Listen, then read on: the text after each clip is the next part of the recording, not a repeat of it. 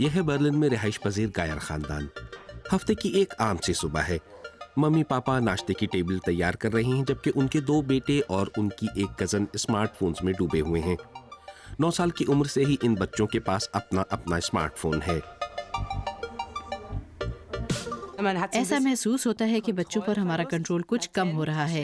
ये एहसास बुरा है। मैं हमेशा सोचती हूँ कि ये बच्चे कहीं ऑनलाइन कुछ ऐसा खौफनाक मवाद न देख लें जो इन्हें इस उम्र में नहीं देखना चाहिए।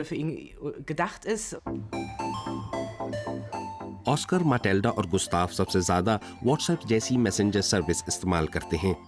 70% जर्मन बच्चे अपने दोस्तों के साथ इसी अंदाज में राब्ते में रहते हैं, जबकि 50% गेमिंग एप्लीकेशंस और इंस्टाग्राम जैसे सोशल नेटवर्क्स का इस्तेमाल करते हैं।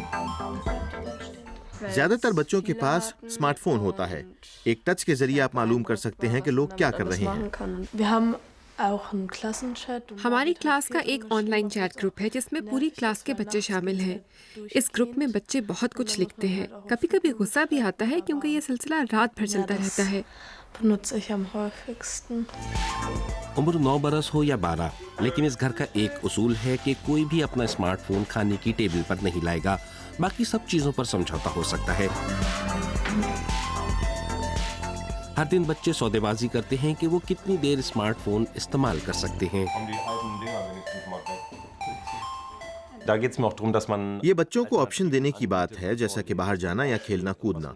बेशक उन्हें खुद इंतखाब करना है कि वो अपने फारिग औकात में क्या करना चाहते हैं। एक तवील दिन या फिर फुटबॉल प्रैक्टिस के बाद जब वो घर लौटते हैं तो आराम के दौरान स्मार्टफोन उठा लेते हैं। मेरे ख्याल में ये ठीक है।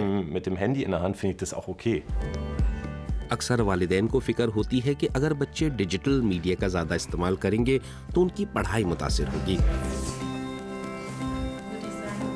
इंटरनेट से फायदा उठाना अच्छी बात है, लेकिन इसकी लत लग जाना वाकई बुरी बात है।